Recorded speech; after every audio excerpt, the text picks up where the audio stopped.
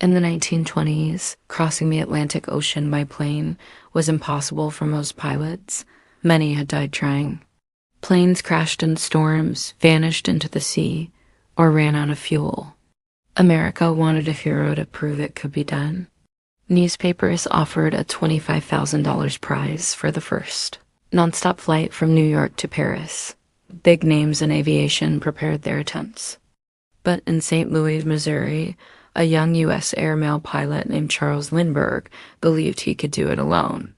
No co-pilot, no radio, no luxuries. Just one man, one plane, and a goal no one had achieved.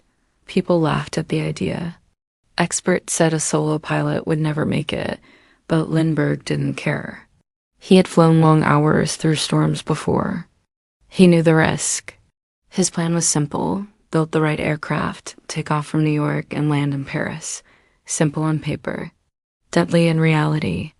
The Atlantic was more than 3,600 miles of open water. One mistake, and the ocean would claim him. But Lindbergh had made up his mind. He was ready to gamble everything: his career, his reputation, and his life. Charles Lindbergh knew that success would depend on the plane. It had to be light, strong, and able to carry enough fuel for the 33-hour journey. Most designers told him it was impossible. But in San Diego, the Ryan Aircraft Company agreed to build it. In just 60 days, they created a silver monoplane with no front windshield, only a periscope for vision. Every extra pound was removed to save fuel. Even the pilot's seat was replaced with a light wicker chair. Lindbergh named it the Spirit of St. Louis, honoring the businessman from Missouri who funded him. The plane had one massive fuel tank in front of the cockpit, making it impossible to see straight ahead. To navigate, Lindbergh would rely on his compass, charts, and stars. Every decision was a trade-off. More fuel meant less speed. Less weight meant less safety. The plane could hold 450 gallons of fuel, just enough for the trip if everything went perfectly. There was no backup engine, no parachute, and no lifeboat. People thought he was reckless. Why risk everything? But Lindbergh wasn't after the prize money. He wanted to prove that long-distance air travel was possible. He wanted to open the skies for the future. By May 1927, the plane was ready. It gleamed in the sunlight, waiting for its moment. Lindbergh knew the ocean was waiting too. The race against time, weather, and exhaustion was about to begin. On May 20th, 1927, Roosevelt Field in New York was soaked from days of rain. The runway was a muddy mess. Mechanics worried the plane would sink before it could lift off. Reporters swarmed, taking photos, whispering that Lindbergh was crazy. The Spirit of St. Louis sat heavy with 450 gallons of fuel, so heavy that every inch of runway would be needed. Lindbergh climbed into the cockpit before dawn. He checked his instruments, strapped in, and closed the door. Outside, the air was cold, the sky gray. There would be no perfect weather window. Waiting longer meant losing his chance. The engine roared to life. The plane began rolling forward, wheels cutting through the mud. It was slow at first, painfully slow. Spectators gasped. Would it get stuck? The runway's end rushed closer. Lindbergh pushed the throttle to its limit. The Spirit of St. Louis shuddered, fighting gravity. At the last possible moment, the plane lifted off, clearing the telephone wires by mere feet. Roosevelt Field disappeared beneath him, replaced by the open Atlantic horizon. The crowd below erupted, but Lindbergh couldn't hear them. Ahead lay 3,600 miles of ocean, storms, and uncertainty. Every other pilot who had tried this had failed. Now it was just him and the endless sky. The first hour passed without trouble, but Lindbergh knew this was only the beginning. Fatigue, weather, and mechanical failure could strike at any moment. He was flying into the unknown, and there was no turning back. Hours into the flight, the coastline faded behind him. Below, the Atlantic stretched endlessly, cold and dark. The hum of the single engine filled the cockpit, constant and unforgiving. Lindbergh knew one thing. If that sound stopped, so would his life. The first challenge came quickly. Thick clouds rolled in, blocking the sun and horizon. With no front window, he relied on his periscope, compass, and instincts. The winds pushed him off course. He corrected, but every minute in the wrong direction meant burning precious fuel. By nightfall, the temperature dropped. Frost formed on the wings. Lindbergh's eyes burned from the strain of staring at instruments. His body begged for rest, but he couldn't close his eyes. Even a few seconds of sleep could send the plane spiraling into the ocean. Hours turned into an unbroken stretch of darkness. The stars above were his only guide. Below was nothing but black water. His hands ached from gripping the controls. He shifted in his seat, fighting the weight of exhaustion. Once, a sudden jolt shook the plane, turbulence. The spirit of St. Louis dipped and rose, the engine groaning under the strain. Lindbergh's heart pounded. If the storm worsened, he might not survive the night. Still, he pressed forward. He had no choice. He had already crossed the point where turning back was impossible. The only way out was to reach the other side. Somewhere in the darkness, Europe waited. But so did fatigue, mechanical failure, and the endless ocean below. The race against time was far from over. By the second day, Lindbergh had been awake for more than 40 hours. His body screamed for rest. His head felt heavy, his vision blurred. At times, he slipped into short, terrifying dreams while still flying.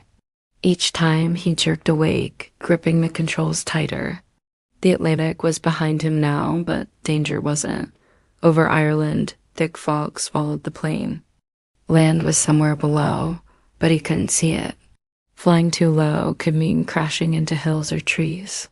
Flying too high could waste fuel he couldn't afford to lose. He relied on instinct, adjusting his course by the shifting wind and occasional breaks in the clouds. His hands were numb from cold. His legs cramped from sitting in the same position for nearly 2 days. Then, through the mist, the French coastline appeared. Relief surged through him, but the hardest part remained: Paris. Navigating to the right spot was critical. A wrong turn could mean missing his destination entirely. As the sun set, the lights of the city glimmered ahead. He could see moving specks, cars, crowds. News had spread. Tens of thousands were waiting for him at Le Bourget Field. He circled once, then lowered the plane toward the runway. His fuel gauge was near empty. The Spirit of St. Louis touched down, rolling to a stop as the crowd broke past the barriers, rushing toward him. Charles Lindbergh had done it to 33.5 hours alone, across the Atlantic. America had a new hero, and aviation had a new future. The moment Lindbergh stepped out of the cockpit, the roar of the crowd hit him like a wave. People climbed onto the plane, cheering, shouting his name. Security struggled to hold them back, but it was impossible. France was celebrating, and so was the rest of the world. Back in the United States, news spread instantly. Radios carried the announcement: Lindbergh has made it. Newspapers printed extra editions, his photo on the front page. In New York, bells rang. In small towns across America, strangers stopped in the street to talk about the young pilot who had done the impossible. Politicians praised him. The U.S. Congress awarded him the Medal of Honor. He was invited to parades, banquets, and ceremonies. The $25,000 prize was his, but the real reward was far greater. He had changed aviation forever. Airline companies now saw the future. Long-distance flights could be real. Passengers could cross oceans in hours, not weeks. Investors began pouring money into aircraft development.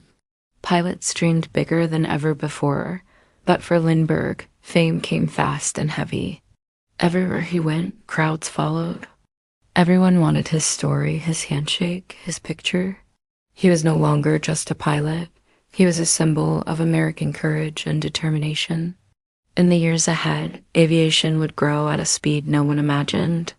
And it all traced back to one man, one plane, and one flight that proved the impossible was possible. Lindbergh's flight was more than a record. It was a turning point in human history. Before 1927, crossing the Atlantic by air was a dream, something for daredevils and adventurers. After that May evening, it became the future of transportation. The spirit of St. Louis was placed in the Smithsonian Institution in Washington, D.C., where it still stands today. Millions have walked past it, imagining what it must have been like to sit in that small cockpit, engine roaring, ocean below, Paris ahead. Airlines began planning longer routes. Pilots trained for endurance and navigation over open water. Within a decade, passenger flights over the Atlantic were possible. Business, tourism, and communication between continents transformed. The world felt smaller, more connected. For Americans, Lindbergh became a lasting symbol of bravery, skill, and vision. His journey showed that one determined individual could change the course of history. Schools taught his story. Generations grew up knowing his name. But the lesson went beyond aviation. It was about pushing limits, taking risks, and believing in a goal even when others doubt you. Lindbergh didn't just fly to Paris. He flew into history. Almost a century later, his flight remains one of the greatest achievements in aviation.